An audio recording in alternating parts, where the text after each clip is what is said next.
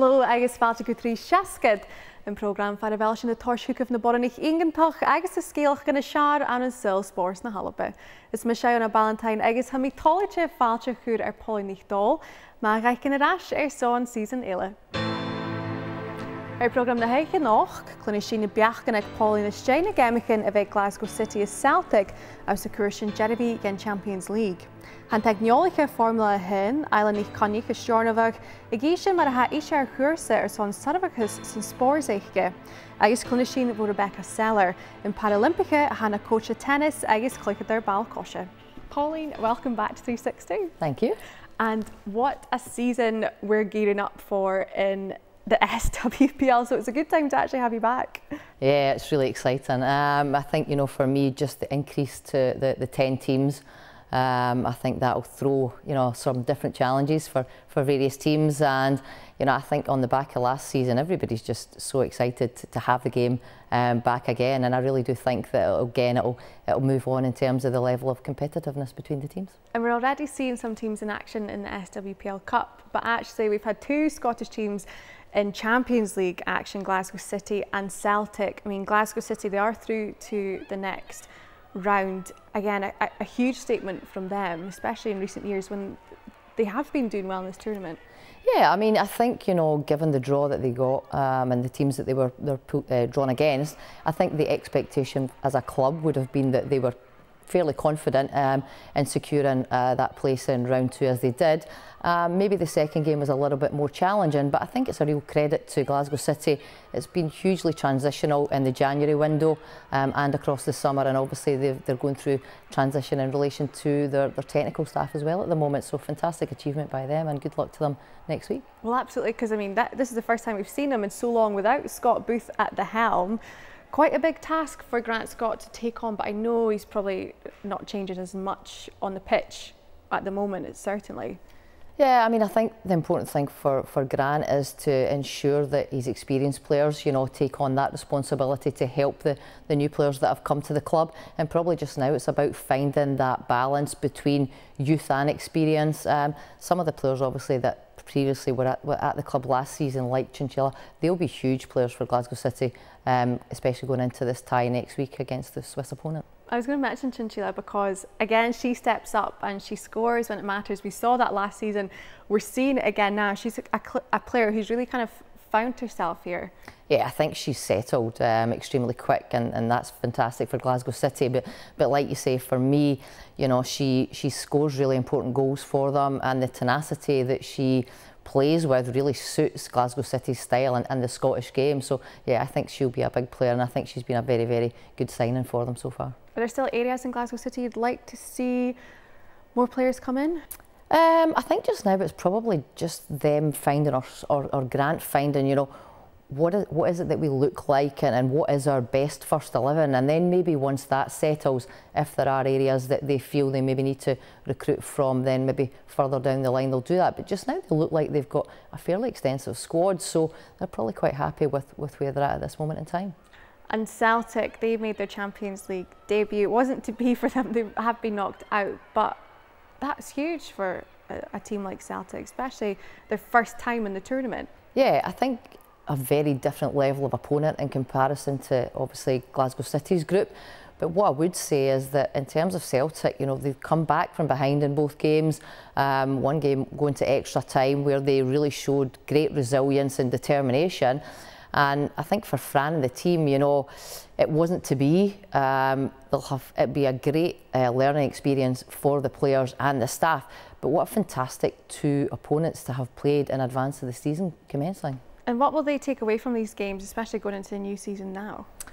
I think they'll realise that with every game that they actually play within the league and the cup at home, there's another level after that as well. So ensuring that you're at your absolute best within the domestic competition is key, and then you've got to build on that again when you go back into that European level. It will be hugely competitive this season, knowing that those two top spots are up for grabs again. I mean, for Celtic to secure Champions League football, it's going to take a lot. Do you think they're a team that can do it? And Glasgow City, anything could happen. Yeah, anything could happen, as we've seen last year. But I think this year, for me, I think there's more teams that will be setting that out to be an objective. So I think, yeah, it's going to be a really exciting season ahead. Who do you think we could see up at the top of the table? For me, I think it will be similar to last year with Glasgow City. Celtic. Rangers will obviously be bitterly disappointed in terms of what happened to them, so that will be a definite goal for them. And I'm really excited to see, you know, the rebuild at Hibs. They look to have recruited well during the summer, and I'm really excited to see Aberdeen back in the top flight as well. A really positive, energetic youth side Emma Hunter has, so yeah. Brilliant. Well, a fantastic season ahead. We're very much looking forward to that. Isla NicCoinnich is Cuideachd Gamer Falla for via Lentil and in Lorgan Susie Wolf and in Formula Hin. Geen teicneolaiche tug son farpish has shirig the driver boran og shar son the blinige nu chach. As she near a view Bruni Isla is barach eine mach.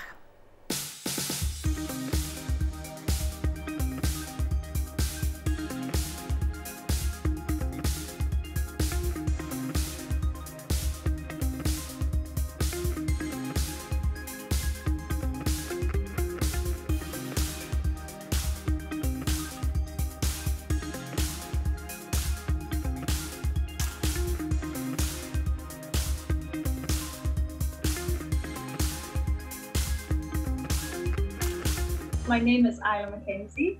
I'm 27 now and I'm originally from the Isle of Lewis, and I'm currently living near Oxford now. I work at Mercedes HPP, which is an engine supplier in F1, and yeah, that's what I'm doing full time now and trying to be a racing driver on the side. Isla NicCoinnich nas exemplar mar to chhuaineann is beagan a couple mar e-liter and in Formula Hin.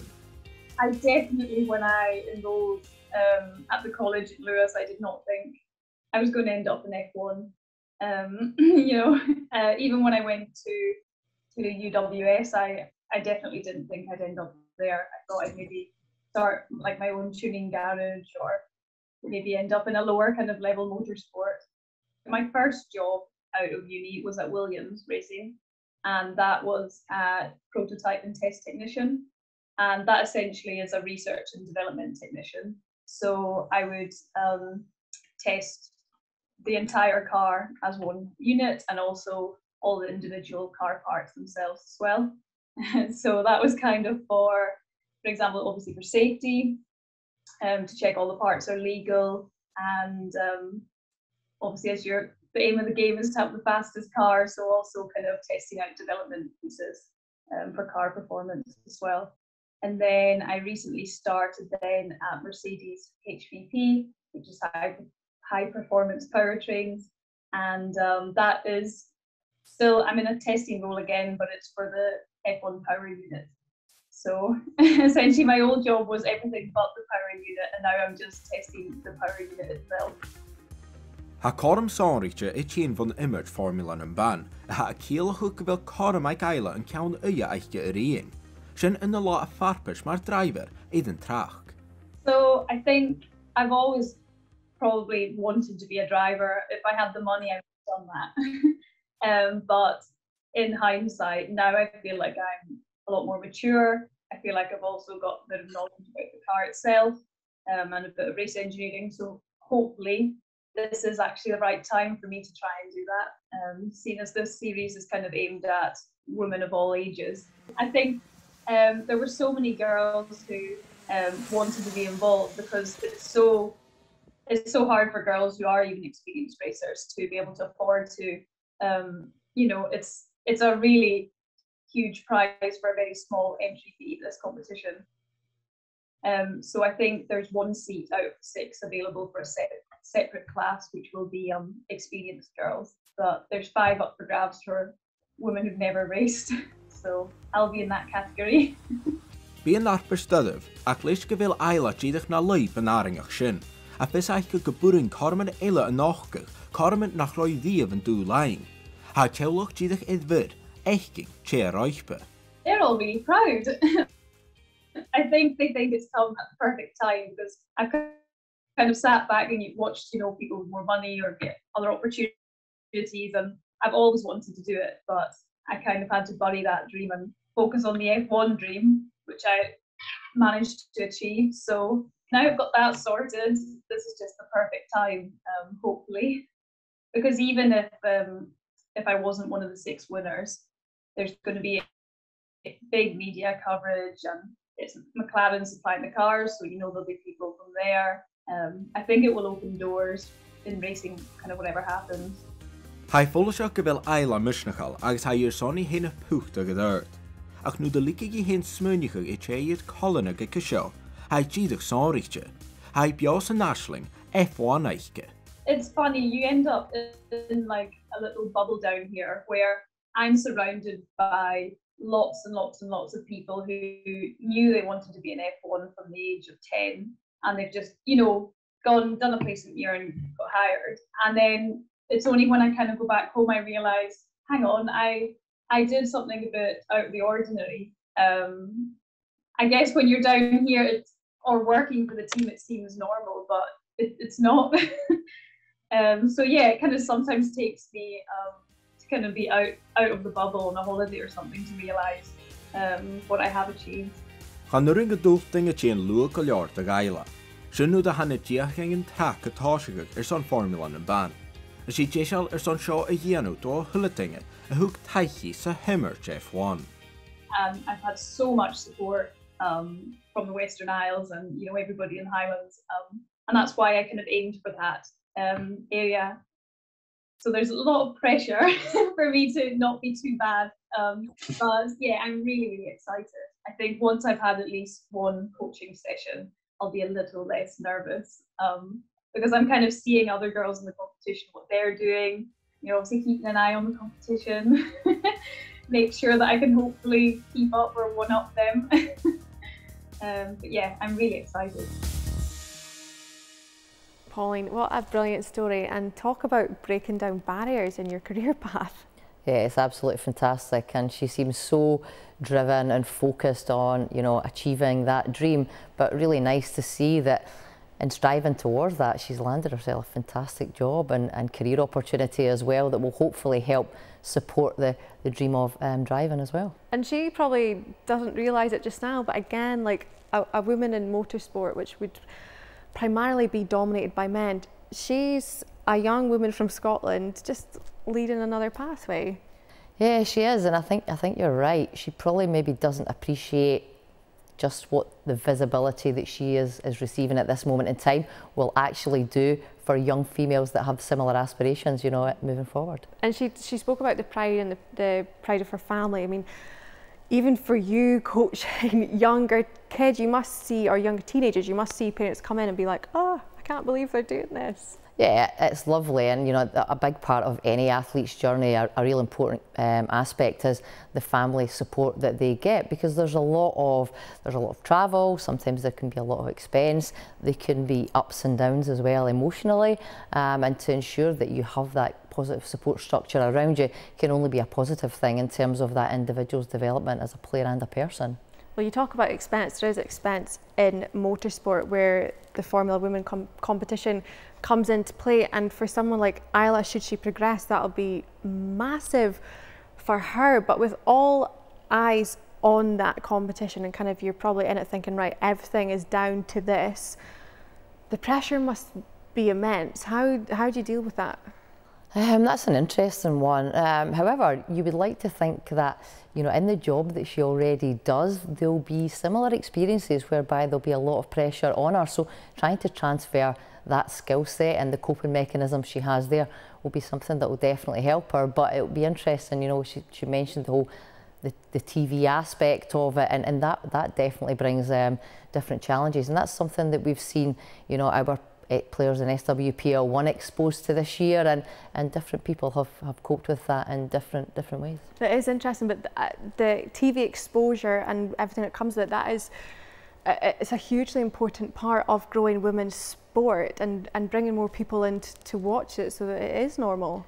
Yeah, definitely. I mean, you know, for us in football, we want the game to be far more professional, and we've had great coverage. So with that, comes a lot of accountability in terms of club infrastructures, professionalism, both on and off the park, from coaches, staff, and players. So you know, it's part and parcel of high performance sport. You've kind of been in the industry for so long.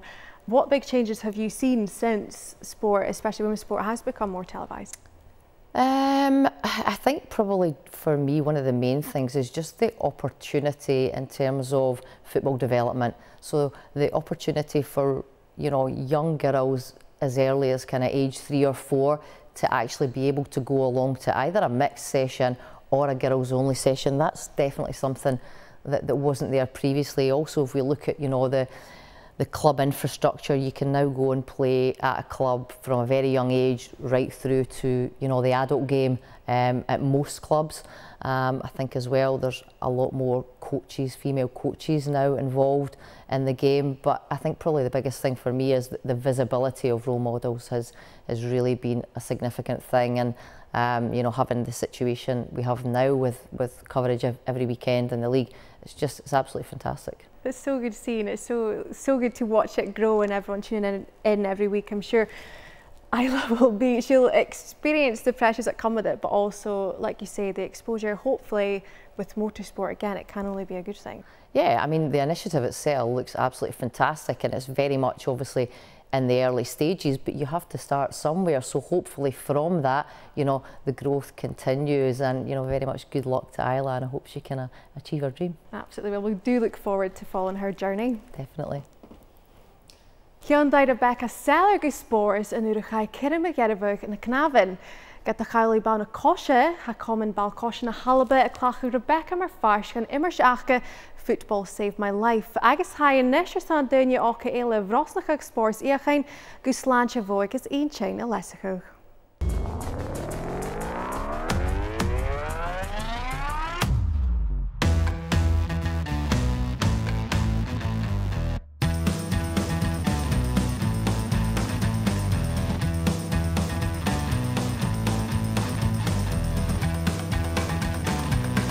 A Paralympic Alpanach, Rebecca Sellar is immers spórs h-Aon.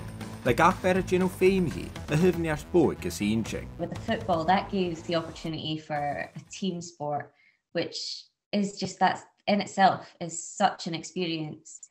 I had felt really isolated, but I suddenly had this team around me, and they still are like a family to me now. Even like I'm not competing at the moment with them, that there's so many people on that team, my captain, that like I can turn to at any point in my life and say, I need your help, I need your support, and they are always there. When it came to tennis, my love for that is that fact that you really have to believe in yourself. You go in there with confidence for yourself. When you compete, you have to stand there and hold your own. And much like having a disability, like there's peaks and there's troughs, there's times, I mean, even just playing a match when you're like, oh, this has gone terribly wrong. Oh no, I've made some massive errors and it feels like I'm getting pummeled in the game, only to kind of find the right attitude and turn it around. And like the analogy of that in life, I think if you can learn to do that on court, then it's something that you'll carry with you at all times, and just being able to persevere when you feel like the moment's against you, basically. Rebecca atar iwnsagach sa bearful spars. Atorski corb a di fast clechtra di dúlaing It's completely turned it around. Like, I think now looking back, I can see that point in between like my late teens and my mid 20s where I felt like there just wasn't something there. I couldn't socialize much because my hip problems were starting to flare up. So if I was working all day, I was working a full-time job, I was putting all my energy into that, and then I was going home and I was just, I have to stop. I have to lie there and do nothing until I have to work again. And I was just getting drilled into the ground, basically. And like my anxiety and my like mild depression, I would have said, was a big part of my life. And I didn't understand it either. I've strengthened up through being in the parasport, and that's meant that my body is able to do much more. So the less you do, the less you're able to do. But having been active, like I could go out if I really wanted to now and socialize a little bit without being absolutely pummeled the next day for it. So like, yeah, mentally far stronger, physically so much stronger. It's taught me how to get around, like in a world where I'm quite unique, like around me. I have to find my own ways of like adapting to my days, my life, how I get about and what I do. And that's the biggest change and the biggest benefit is just like I am different and that's okay. And I'm going to adapt to that without worry about how everyone thinks around me, basically. Get a Rebecca skippen náisiúnta Amputee na h-Alba rochcacha. Isha in an vodanach a ha gal páirt and spores. When we finally got the selection for the team, like to actually have my name there and know that it was happening was just phenomenal. And like it really showed me if you like how to dedicate to something solidly and see the payoff, like even now in some tough challenges, particularly like lockdown, like understanding that drive, just keep looking at what you want, you'll get there. Because that day, like I remember sitting on the edge of my bed that day, like headphones in, just trying to take in this moment that I was about to play, like for Scotland, having the kit ready, like just everything about that day was just something I wanted to like drink in every single moment and just take it in, from waking up right to the end of the day. And like there was happy tears, I cried. It was just because it really did feel like a culmination of so much effort, like individually but as a team as well. It was special. Le droch eolus eich gehéad, ha Rebecca mar first the Hope United. Program a chai steachug like cluinnidh in its coaching, gus immer sinai imsien ed line. I'm really like grateful to have been offered a chance to become a part of Hope United, and shed light on the disability aspect of that, because it's rarely talked about, and I think it's quite easy to forget that people with disabilities are a part of football and like parasport as well, like the parafootball side of it. So I've seen myself received abuse, but also I know people who have had a disability and they've gone online onto social media, and I've watched them try and tell their story and flourish and then just suddenly disappear. And it's because they've received backlash. And it, like I've understood it myself, it really hurts, and that's it. They've just been pushed away and they don't want to go near social media again. So yeah, Hope United has given me a chance to tell my story and so many other players and just try to combat this. Ha Rebecca a giri dúl an a horse go iavai in teicneolaiche spores like Cuideachd. Ag betal le barach vodanich eichking a gal páirt. We need to do what we can to make disability sport visible for women in sport, disabled women, because generally I've said there's stereotypes for people who become an amputee or become disabled, in that when you're a man and you acquire a disability, you are expected to fight back and be strong. And that, like, so getting into parasport makes a lot of sense. But when it comes to the women, she retained her femininity. She's still confident. She's still beautiful. And like, there's not that same like aspect to focus on being strong physically and like overcoming. So I think trying to like just push that stereotype aside and show that like still being strong and overcoming in the same way that we think for any guys that have a disability. It's not an overly masculine thing. It isn't something which should be feminine or masculine. So yeah, like that's what we need to do, I think. Get a Rebecca mi chiintach, codach han unia di teach collach.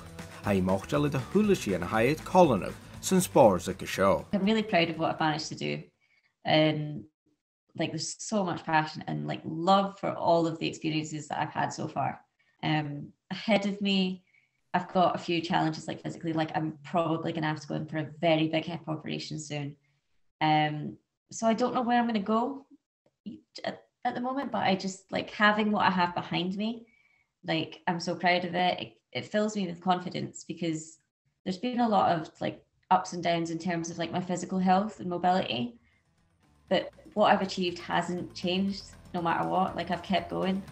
It's not been a straight line, but like yeah, it fills me with confidence. I can get over anything now. Pauline, I almost feel speechless after watching that, because Rebecca is so inspiring and kind of makes you feel like anything is possible. Yeah, it definitely does. She has been able to really self-evaluate everything that she's been through and reflect and get a real better understanding of, you know, her physical or social or emotional state. But to then actually be happy to share that with other people, I think is incredibly inspiring and lets people know that, you know, it is okay to not be okay. And also, you know, if you deal with these situations head on, then, you know, whatever you want to achieve, you absolutely can. So a fantastic moment for Rebecca. It's amazing, and it just shows you the power of sport. I know professional athletes and people involved in sport at really high levels can have a tough time with it, but actually Rebecca's story shows the power of sport in general, and actually what it means to play a sport, to be involved in it, to be part of a team. Yeah, no, she definitely does. I think that for me, I really liked the part where she explains how, you know, she struggled physically but had a real appreciation that, you know, the less she did, the less she was going to be able to do, and that helped her, you know, stay focused and driven to achieve what she has done today. But also she spoke about, you know, the difference of individual sport and how you have to, it's a different type of mental strength because you're isolated as opposed to what the team around her has brought, and that was fantastic to see also. There's another nice quote, I actually wrote it down. She said, just being able to persevere when the moment is against you. I mean, you can use that in all aspects of life, in sport and actually just in life in general. Yeah, I would absolutely agree with that, that having that bit of resilience and to stay strong and determined, you know, when things are tough, that's really, really difficult. But like we spoke about in the last VT, you know, whoever you have around you, whether it's teammates, whether it's family, can be really, really important in terms of how you deal with that situation and get through. And actually being part of these teams as well, you're meeting like-minded people and being able to share everything with these people, with others who understand, is a hugely important part too. Yeah, and I'm sure it's very comforting as well. And like she said, you know, moving away from that now, she still feels that family value from the players that she's played alongside. And I think, you know, even if I reflect back on my own career, or I speak to some younger players now, some of the best memories that they have are not maybe actually about achievements in the game, but about the moments that they've spent and the memories they've made with others. Well, I was actually going to ask you about that, because there was a really nice moment when Rebecca was talking about representing Scotland. Yep. And actually the build up to that and how much it meant to her. When she was talking about that, it kind of takes you back. It was amazing. Definitely. And maybe, you know, something that she probably never thought it was possible to achieve, given, you know, the barriers and the issues that she's had to confront. But what a fantastic moment, both for her and her family, and, you know, the way that she speaks about it as well, you can just see how proud she is of what she's achieved, and so she should be. Absolutely. And the sad thing was hearing about the online abuse. Yeah. That's horrendous, and when you hear from people who've experienced it, it shows you just how damaging it can be. And fortunately, it seems like Rebecca's somebody who can kind of understand it in a different way, but it's horrendous. Yeah, it is horrendous, and I'm really not sure, you know, how we try and rid of it. It's happening too often.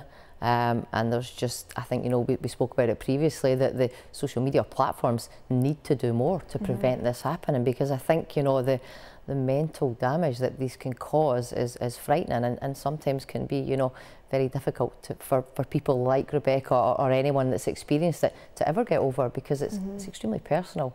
Yeah, because we've seen it in SWPL1 when certain things have been online. There has been a huge pile-on of abuse, and it's aimed at a group of people, it's aimed at one person, and it's really awful to see. And actually, for those people actually then having to deal with that in sport too, it's not good. No, it's not good in any shape or form, and it has to be a collective effort to say that this cannot happen moving forward. And, you know, I still think we're a long way away from achieving that, unfortunately, but I think it's something that has to remain at the forefront, especially now, because it's so prominent. Absolutely. But for Rebecca's feature in general, what would you take away from watching that today? Just an inspiration and real bravery to challenge her own fears sometimes, to really push herself as far as she possibly can to achieve the life goals that she has, and I really hope that, you know, she spoke there about having to undergo surgery. I hope that quickly after that she can find ways to do the physical things that allow her to be herself and continue to strive to live her best life. Absolutely. Well, a lovely way to end hearing from Rebecca, and thank you so much for joining us again this week, Pauline. Thanks for having me. We look forward to the season starting and I'm sure we'll have you back when it's well underway. We'll find out what's going on then. Thank you. Sin a Bheir son in noch in a h-Aon bhí Suzanne Lappin callroom in studio. Jan cínseach go bhfuil si bh lentan trí seascad YouTube agus céis bhín program Geamaichean iPlayer BBC. Hí sin séh in a h-Aon.